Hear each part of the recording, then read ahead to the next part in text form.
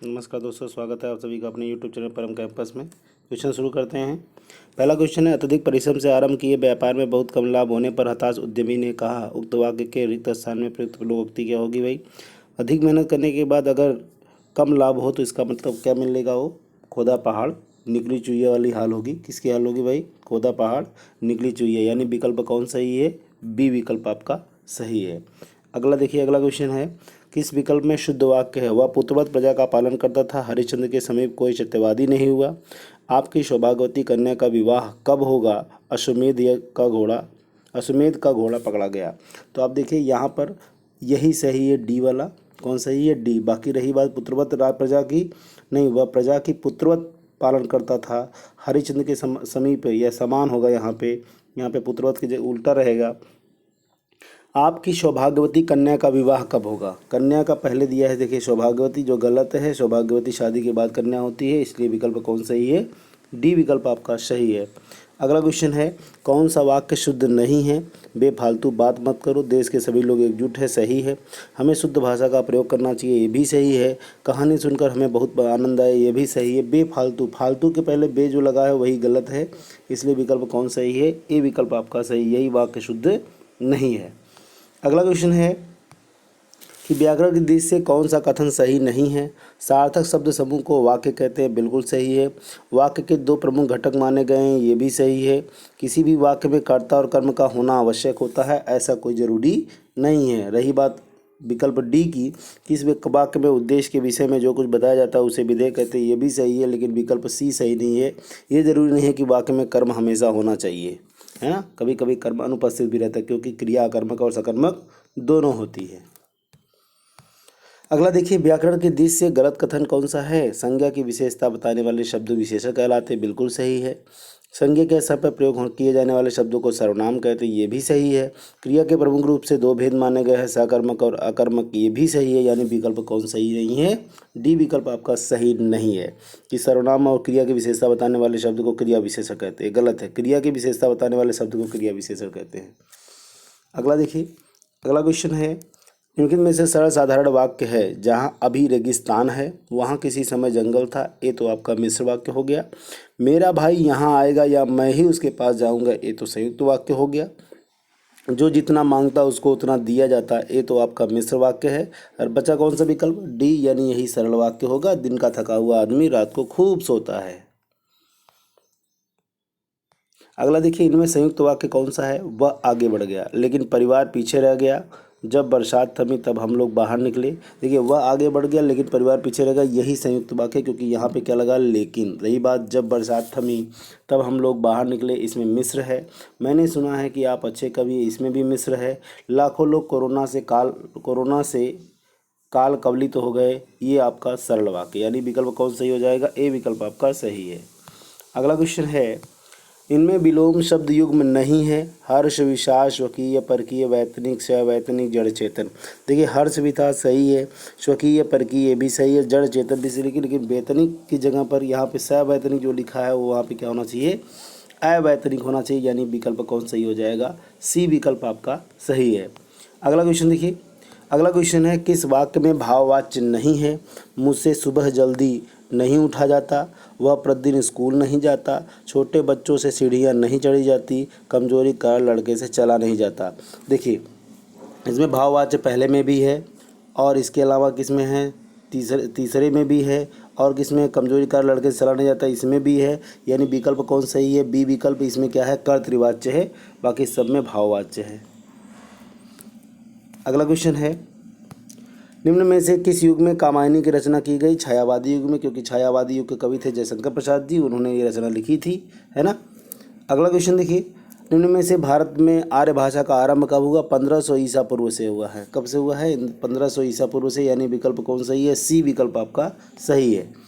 अगला क्वेश्चन है, रसगुल्ले में मिठास अधिक है, रेखांकित शब्द का विशेषण बताइए। मिठास जो है, मिठास किससे बना है? मीठा से बना है, यानी विकल्प कौन सही है? सी विकल्प आपका सही है। अगला देखिए, कौन सा शब्द स्त्रीलिंग है? स्त्रीलिंग क्या है? चना, बाजरा, उड़द क्या है? पुल्लिंग है, लेकिन अरहर जो शब्द है वो क्या है? स्त्रीलिंग है। अगला है, निम्न में से डिब्बा किस शब्द का एक वचन है, डिब्बा डिब्बे का एक वचन है भाई। किसका वचन एक वचन है? डिब्बे का एक वचन है। अगला क्वेश्चन, निम्न में से कौन सा वर्ण घोष नहीं है? त स ये देखो, दरअसल क्या है, क्वेश्चन गलत हो गया है। यहाँ पे त और स दोनों क्या है, घोष नहीं है। ठीक है, ये दोनों क्या है, अघोष हैं। ठीक, आगे बढ़ते हैं। अगला क्वेश्चन देखिए, जब तक जीवन है तब तक उसको क्या कहा जाता है? आजीवन कहा जाता है। यानी ये पहला वाला है, पहला है। ठीक है, जब तक जीवन है तब तक को क्या कहते हैं? आजीवन कहते हैं। जो ईश्वर को ना माने उसे नास्तिक कहते हैं। जो सब कुछ जानता हो उसे सर्वज्ञ कहते हैं। जिसे किसी बात की जानने की इच्छा उसे जिज्ञासु कहते हैं। यानी आप चौथे का देखिए क्या मिल रहा है, चौथे का मिल रहा है ए, जब तक है जीवन तब तक को कहते हैं आजीवन। ये ई मिल रहा है, पहले का ई हो गया, जो ईश्वर को ना माने वो नास्तिक है, तो अ हो गया दूसरे का। तीसरे का हो गया आपका सर्वज्ञ, यानी विकल्प कौन सही है? सी विकल्प आपका सही है। अगला देखिए, अगला क्वेश्चन है, सूची एक को शब्दों को सूची दो के साथ जोड़िए। सूची एक में फूलों का झुंड क्या, फूलों का समूह क्या कहलाता है भैया? फूलों का समूह कहलाता है गुच्छा। लताओं का समूह कहलाता है कुंज। और वस्त्रों का समूह कहलाता है गट्ठर। और ऊँटों का समूह कहलाता है काफिला। यानी चौथा का आ है। चौथा का क्या है भाई? आ है। पहला का क्या है? पहला का आपका ई है। पहले का ई, दूसरे का छोटी ई। बिल्कुल पहला ही सही है। कौन सही है? पहला ही सही है ना। चलिए अगला क्वेश्चन देखते हैं। नीर भरे नैना रहे तऊ न प्यास बुझाई, पंक्ति में कौन सा अलंकार है? नीर भरे नैना रहे तऊ न, यानी कारण के होते हुए भी अगर काम न हो तो वहाँ पे कौन सा अलंकार होता है? विशेषोक्ति अलंकार होता है। कौन सा अलंकार होता है? विशेषोक्ति। और यह किसका उल्टा होता है? विभावना अलंकार का उल्टा होता है। अगला देखिए, अगला क्वेश्चन है, दूसरे के उत्कर्ष को न सहकर उसकी निंदा करना किस प्रकार का संचारी भाव है? अपस्मार है। कैसा है? अपस्मार। अमर्ष क्या है? अमर्ष जैसे किसी क्रोध को दबाने के लिए, कोई क्रोध है जिसे दबाया जाए उसे क्या कहते हैं? अमर्ष कहते हैं। यानी कि आप उसका, जो आपको क्रोध आए लेकिन आप उसका विरोध न कर सके, वो अमर्ष है। अभित्था का मतलब लज्जा, लज्जा छुपाने वाली चीज़ है। असूया का मतलब होता है जिसे किसी की निंदा न करे, वो है।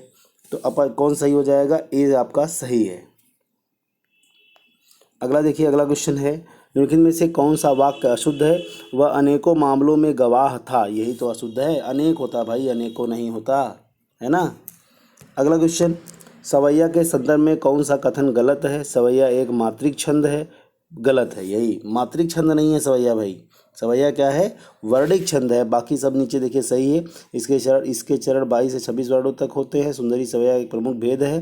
ब्रज भाषा का यह बहुप्रचलित छंद है। बिल्कुल सही है, यानी पहला क्या है? सही है। मात्रिक छंद नहीं, वर्णिक छंद है। अगला क्वेश्चन है, शासकीय पत्र के संदर्भ में कौन सा कथन गलत है? पत्र के सबसे ऊपर पत्र संख्या लिखते हैं, सही है। पत्र संख्या के ऊपर तिथि लिखी जाती है, यही गलत है भैया। पत्र संख्या के ऊपर तिथि नहीं लिखी जाती, पत्र संख्या के नीचे लिखी जाती है ना। बाकी सब सही है। अगला देखिए, निम्नलिखित में से कौन सा शब्द पुल्लिंग है? देखो, दीमक स्त्रीलिंग है, रात भी स्त्रीलिंग है, वर्षा भी स्त्रीलिंग है, लेकिन विदुर जो है, यानी जिसकी पत्नी मर गई हो, क्या होता है? विदुर होता है। वो क्या है? पुल्लिंग है। अगला देखिए, व्युत्पत्ति के आधार पर संज्ञा के कितने भेद होते हैं? तो व्युत्पत्ति के आधार पर संज्ञा के 3 भेद होते हैं। कौन कौन से होते हैं भैया? रूढ़ संज्ञा, यौगिक संज्ञा, योगरूढ़ संज्ञा, है ना। अगला देखिए, क्रिया के जिस रूप से क्रिया निष्पादन के समय का ज्ञान हो उसे कहते हैं काल कहते हैं। क्या कहते हैं? काल कहते हैं। यानी समय का भूत करार, इसका मतलब काल ही होगा, है। तो बी सही है। वाक्य में प्रयुक्त शब्दों में परस्पर सामंजस्य को क्या कहते हैं? पदक्रम, अन्वय, उद्देश्य या विधेय। अन्वय कहते हैं, जब पदों का मेल करते हैं उसी को क्या कहते हैं? अन्वय कहते हैं। यानी विकल्प कौन सही है? बी विकल्प आपका सही है। अगला है, गौरव का लाघव से वही संबंध है जो नकल का से है। तो गौरव का लाघव से संबंध होता है, तो नकल का मूल से होता है। नकल का मतलब होता है जीरोक्स और मूल का मतलब ओरिजिनल। यानी कौन सही हो जाएगा? बी सही है। अकल नहीं होगा भाई, दिमाग ना लगाना अकल पे। वह स्त्री जिसका पति परदेश गया हो उसे क्या कहते हैं? नवोढ़ा का मतलब नवविवाहित स्त्री। प्रवसित पद का मतलब होता है जिसका पति विदेश जाने वाला हो। आगत पत्रिका का मतलब जिसका पति विदेश से आया हो। प्रोसित पत्रिका का मतलब जिसका पति विदेश गया हो। यानी विकल्प कौन सही है? सी विकल्प आपका सही है। अगला है, इंद्रवज्रा छंद के प्रत्येक चरण में कुल कितने वर्ण होते हैं? इंद्रवज्रा छंद के प्रत्येक चरण में कुल 11 वर्ण होते हैं। कितने वर्ण होते हैं? 11 वर्ण। अगला क्वेश्चन है, इनमें से कौन सी राजस्थान की बोली नहीं है? तो राजस्थान की 4 बोलियां हैं, मारवाड़ी है, मेवाती है, मालवी है और ढूंढाड़ी या हड़ौती है। बुंदेली नहीं है। बुंदेली क्या है भैया? पश्चिमी हिंदी की है। किस हिंदी की है? पश्चिमी हिंदी की है, यानी विकल्प कौन सही है? बी विकल्प सही है। थैंक यू दोस्तों, मिलते हैं अगले वीडियो में, तब तक के लिए नमस्कार।